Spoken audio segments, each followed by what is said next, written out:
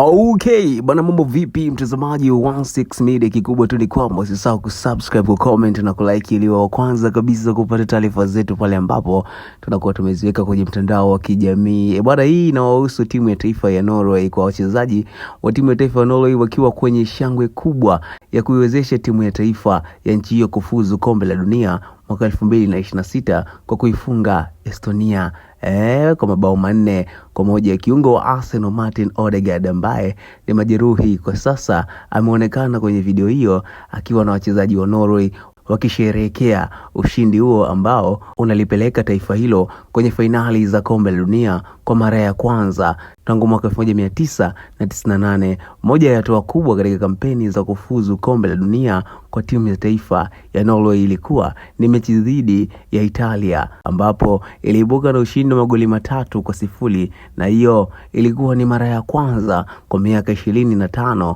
waliposhinda taifa hilo nguli katika soka duniani. Katika mechi nyingine ya kufuzu kombe la dunia, Norway iliipiga Moldova na kuibuka na ushindi wa mabao 11-1 ambapo Erling Haaland alianza kutikisa tena kwa kufunga mabao 5 na kuonyesha ni jinsi gani alivyoweza kutegemewa kwenye mashindano ya kimataifa. Tukio muhimu zaidi ni mechi dhidi ya Estonia ambapo Norway ilishinda magoli 4-1, na kwa ushindi huo walianza kukaribia kufuzu kombe la dunia kwa mara ya kwanza tangu mwaka 1998. Katika mechi hiyo Solroth na Erling Haaland walipachika mabao 2 kila mmoja katika kipindi cha pili na kuwapa Norway uongozi mkubwa wa kuipita timu ya taifa ya Italia kwenye kundi lao. Kwa matokeo hayo mazuri, Norway sasa iko mbele na faida kubwa ya mabao na tayari imefuzu kucheza